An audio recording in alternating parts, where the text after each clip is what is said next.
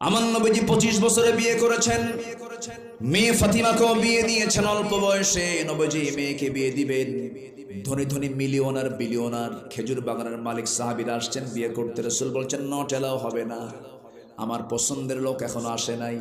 সাইয়েদনা আলী সবার শেষে এসে সামনে লজ্জার মতো দাঁড়ায় আছেন, লজ্জাশীলতা তার মধ্যে কাজ করছে।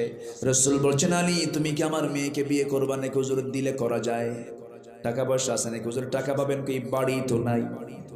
কি নাই? বাড়ি নাই। রাসূল তার বিশ্বের সেরা মেয়েকে বিয়ে দিচ্ছেন, বাড়ি নাই।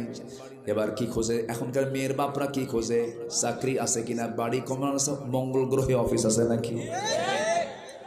আমার নবী মেয়েকে বিয়ে দিবেন, কিচ্ছু দেখলেন না। বলছেন আলী কিছুই কি নাই তোমার কাছে? হুজুর এই যে তরবারি, এই যে ঢাল। রাসূল বলছেন এই ঢালটা বিক্রি করে আসো, তরবারি দিয়ে যুদ্ধ করা যাবে, ঢাল ছাড়াও যুদ্ধ, তরবারি দিয়ে যুদ্ধ করবে, ঢাল ছাড়াও যুদ্ধ, চলে যাও, ঢালটা বেচে আসো। ঢাল বিক্রি করার জন্য গেলেন। সকালবেলা সামনে ওসমান জিন্নুরাইন নবীজির বড় জামাই দাঁড়ায় আছেন, ধনী সাহাবী তিনি, কিন্তু দুনিয়ার এরকম ধনীর মতো ধনী না।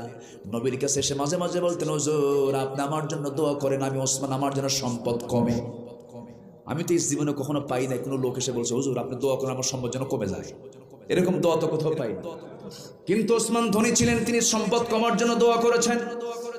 সে ওসমান সামনে দাঁড়ানো, বলছেন আলী ঢাল বিক্রি করতে আসছো কেন? বিয়ে ঠিক হয়েছে কার সাথে? নবীর মেয়ের সাথে, দাও ঢালটা আমি কিনে নিলাম।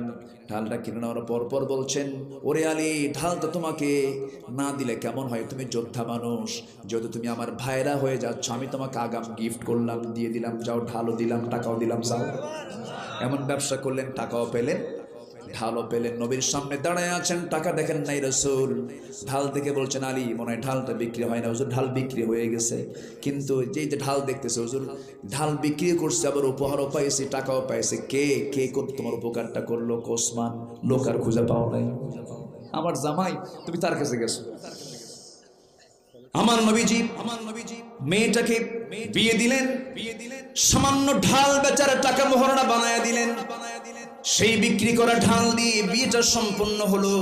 রাসূল বলছেন ও আমার মেয়ে ফাতিমা বিয়ে দিলাম, আজকের থেকে তোমার শ্রেষ্ঠ ঘর স্বামীর ঘর হবে, বাবার ঘর শ্রেষ্ঠ ঘর হবে না। তোমার জন্য শ্রেষ্ঠ ঘর হবে তোমার স্বামীর ঘর। মৃত্যুর দিন পর্যন্ত আমি তোমাকে বলে দিচ্ছি স্বামীর বিরুদ্ধে একটা নালিশ যেন আমার কানে না আসে। সুবহানাল্লাহ বলবেন না?